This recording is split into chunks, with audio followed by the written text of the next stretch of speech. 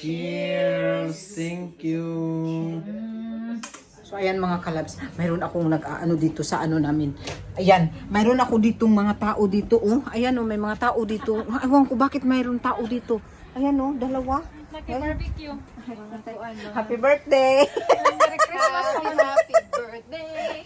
Happy birthday. Ayan oh, ang ako mga taga-grill. Birthday party, birthday party, birthday party. Tanawa oh, probihan ng akong mga taga-grill oh. Ana oh, tanawa. Import pa naging Mga gwapa kaayo. Sa man ning mga gwapa o tanawa una ako'y kuan Christmas tree kay nisiga ni Sharon. Comment siya for sa lake. Ha? For sa lake. Pursan lang ki IKEA. Mag-advertise ning IKEA. Pursan lang ki din. Nagana dyan mo portion na nila. Magkuan ko dai, magama kog sawsawan pa. Nakalimot na pud ko. Kuan daw sa ako butang sibuyas ra. Sibuyas tuyo suka. Ora, sige sige. Gama ko babay na muna. Babay mga gwapa diha. Bye bye. Party party. Ya, mora din akong i-upload shirts. Uy, akong shoes. Ako sa buta sulod. Galaba ko og sapatos kaniha, eh.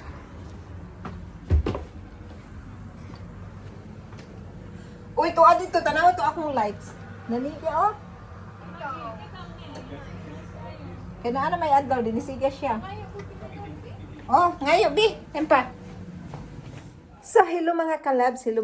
So, ito pala, ipapakita ko sa inyo yung paano gagawin ang tiramisu. Ayan, so, panuorin nyo lang dito habang nagdadaldal ako. Ilalagay ko lang dito, sandali. Ilalagay ko lang dito sa tabi-tabi.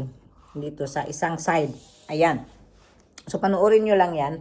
At yun nga pala mga kalabs, ito yung resulta. Grabe. Mapakain ka talaga. Sobra. Mapakain ka talaga mga kalabs. So, gusto ko lang ma-share sa inyo. Kasi maraming nagtanong sa akin kung paano daw ito gawin. So,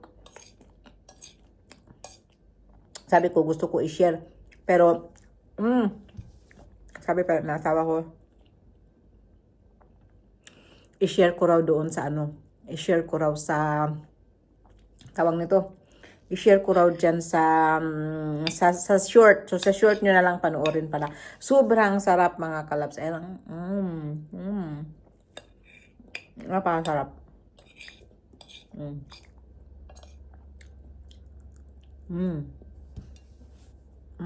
Ito yung tiramisu na pwede akong kumain. Sobrang sarap at sobrang daling gawin. So, siguro pag may time ako ulit, gagawa ako nito. Pag ulit na asawa ko to. Kaya nga pala mga kalabs, meron kasing nag-ano sa akin na ano daw, paano na daw nangyari yung sitwasyon. Tumawag naman sila sa akin, tumawag ulit yung nautangan. Tumawag ulit sila sa akin yung nautangan. Sinasagot ko na ngayon kasi alam ko nang sila yung tumatawag, di ba? So, ang sabi, wala pa din daw sila pero nagpa-process daw sila ng case. Ewan ko anong case na pinaprocess nila. Kasi syempre, meron naman silang ebidensya, no? So, hindi natin alam kung ano talaga ang mangyari. Sabi ko, kung pwede, wag na lang akong i-ano kasi ayoko na ng gulo, ayoko na ng ano ba?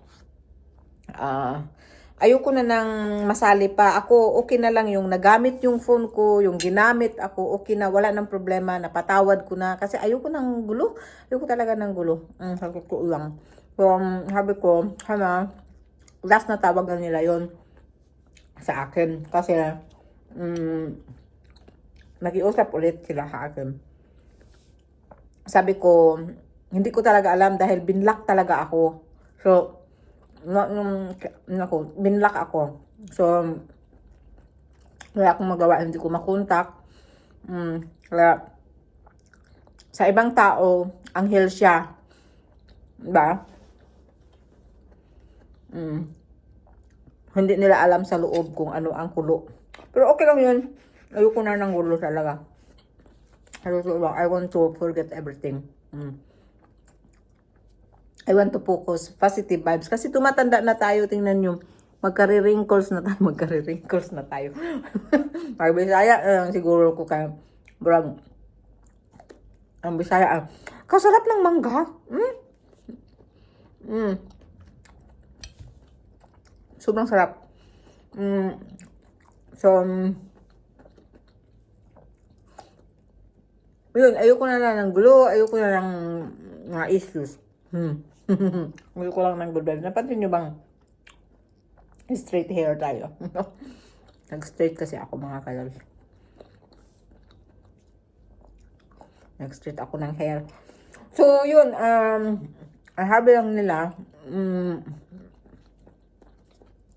in case daw, na, pwede daw ako magtestigo na yung phone number talaga sa akin. Sabi ko, ayun, pwede naman. Wala namang problema.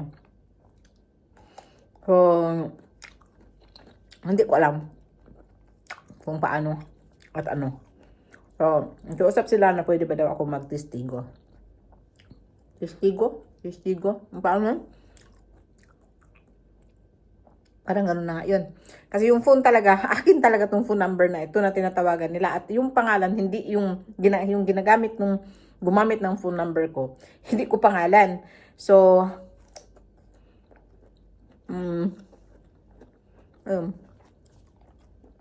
so kung makita nyo ako, ang lusog-lusog ko, nag-i-exercise talaga ako. At, kailangan kong pumayat kunti. Pero, lamon naman ako ng lamon.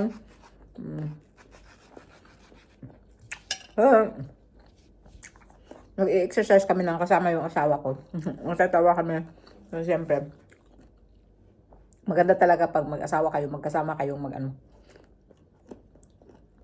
mag-exercise. Diba? So, yung mga kalabs, yung gusto ko lang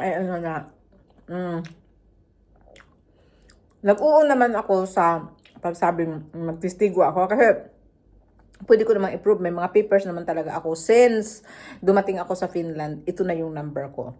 So, malalaman naman ng operator na talagang sa pangalan ko lang talaga itong number na ito. So, yun, pwede akong ng case na ginamit yung number ko. So, sila din ang magtestigo sa akin na mayroon daw nakasulat na papel na yun ang number na binigay. So, pwede akong mag-ask ng sa mga ginawang ganito na ginamit yung number ko, malaking halagang pera na pwede kong i-claim. Kasi na-disturb nila ako, and then mayroon namang mga record sa mga tawag nila, kailan sila tumawag, at saka sa mga messages nila. So mayroon talagang mga papilis ba. So ginagawa na nila ng paraan. So hindi ko alam kung kailan, pero kung bigyan ako ng pera, okay lang. Pera ipamigay ko din, di ba? So kung mayroon ako matanggap na pera na kasi parang akin, gusto ko na doon kalimutan lahat ba. So, kung may perang ibibigay, okay lang hakam. I will accept everything. Di ba mga kalabs yun? Sinsya na nakaupo ako kasi napagod ako sa kaka-exercise. Pinawisan ako kanina. Kanina lang yun. Tapos yung mukha natin, walang kaayos-ayos yan kasi pagising ko, dinala ko si Vincent sa school. Tapos, umuwi ako mag-exercise. Yung mga kalabs, yun lang ang ma-share ko sa inyo. At ito nga pala yung nakita nyo dyan sa unahan na nag-grill kami. Bigla ang grilling yun. Nag-grilling kami. Bigla kami nag-grill dito sa bahay. So, hindi ko alam. Ngayon nga gusto ko nga mag-grill ulit. Kasi masarap talaga mag-grill. Kaso lang, sinasamad ako. So, tingnan natin kung anong magagawa natin ba. Makag-grill ba tayo o hindi. So, kumusta pa lahat? Si Mama Nam Lourdes, shout out, Stefania! Ciao! Kay Maria Salis, Cherry Solis, Melba Mendez, kay Bisli Bade, Lori D. Magalpuk. Shout out sa inyong lahat. Thank you so much for watching. At yun, paki-advise naman kung anong dapat kong gawin. Kukuha ba ako ng pera? Pero hindi ako magpa-file ng case. Ayoko. Para sa akin, kung yung abogado nila magsabi na dahil ginamit ang ano ko at saka na-disturbo nila ako at makuha nila ang pera, kung bigyan nila ako, okay lang, bigyan nila ako. Ayaw kong mag-ask.